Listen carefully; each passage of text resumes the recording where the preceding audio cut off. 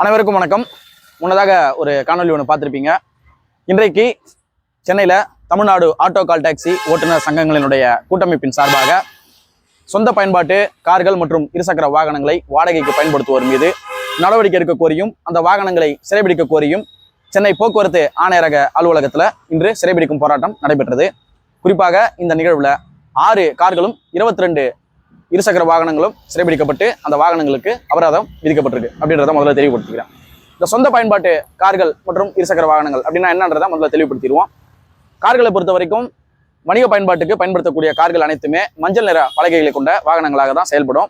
அதே போல பைக்குகளுக்கு இன்னும் தமிழகத்தில் அதிகாரப்பூர்வமாக வணிக பயன்பாட்டுக்கான வாகனங்களை நம்ம வெளியிடவில்லை அப்படின்றதையும் தெரிவிச்சுக்கிறோம்.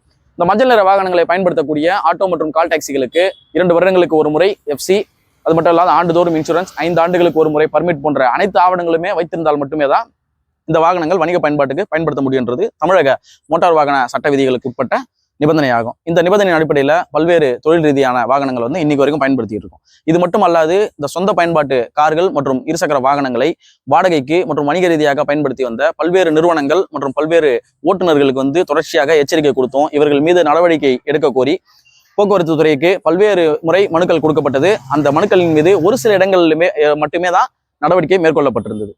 அதை குறித்து தொடர்ச்சியாக இந்த நிகழ்வில் நடைபெற்று வந்த காரணத்தினாலையும் எதிர்வரக்கூடிய தீபாவளி நிகழ்வை முன்னிட்டு இந்த சொந்த பயன்பாட்டு கார்களை அதிகமாக பயன்படுத்தக்கூடிய சூழல் ஏற்பட்ட காரணத்தினாலுமே இந்த வாகனங்களை சிறைபிடிக்கக்கூடிய பணி என்பதை இன்று தமிழ்நாடு ஆட்டோ கால் டாக்ஸி ஓட்டுநர் சங்கங்களினுடைய கூட்டமைப்பை சார்ந்த சங்கங்களினுடைய நிர்வாகிகள் மற்றும் உறுப்பினர்கள், பொதுவான ஓட்டுநர் சொந்தங்கள் என அனைவருமே ஒன்று திரண்டு இந்த நிகழ்வு முன்னெடுத்திருந்தாங்க.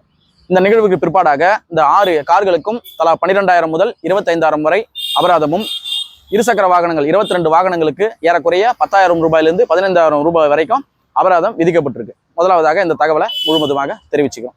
கூடுதலாக பார்த்தீங்கன்னா தமிழ்நாடு ஆட்டோ கால் டாக்ஸி ஓட்டுநர் சங்கங்களினுடைய கூட்டமைப்பு ஆட்டோமீட்டர் கட்டணம் குறித்தும், இந்த பைக் டாக்ஸி தடை குறித்தும், கார்களை பொறுத்த வரைக்கும் இருசக்கர வாகனங்கள் சொந்த பயன்பாட்டுக்கு பயன்படுத்துவோர் மீதும் கார்களை பயன்படுத்துவோர் மீதும் தொடர்ச்சியாக நடவடிக்கை கோரி பல்வேறு ஆர்ப்பாட்டங்கள், போராட்டங்கள் என எல்லாமே நிகழ்வுகளை முன்னெடுத்துக்கிட்டே இருந்திருந்தாலுமே ஒரு சில லெட்டர் பேட சங்கங்கள் சொல்லக்கூடிய பதிவு பெறாத, முற்று பெறாத எத்தனையோ சங்கங்கள் தங்களுக்குரிய சுயலாபத்திற்காக இது போல நடவடிக்கை எடுக்கக்கூடிய சங்கங்களை குறை சொல்வதே ஒரு வேலையாக செய்துக்கிட்டு வராங்க. ஆனா இது போன்ற விமர்சனங்கள் எந்த வகையிலுமே இந்த கூட்டமைப்பினையோ இதை சார்ந்த ஓட்டுநர்களையோ எந்த வகையிலும் பாதிக்காது அப்படின்றத இந்த நிகழ்வின் மூலமாக அழுத்த திருத்தமா நம்ம தெளிவுபடுத்தியிருக்கோம்.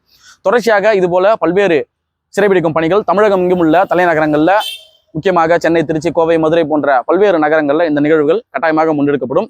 இது வணிக ரீதியான பயன்பாட்டுக்கான வெள்ளை நிற வாகனங்களுக்கு ஒரு எச்சரிக்கையான பதிவாகவும் கூடுதலாக தெரிவிச்சுக்கும்.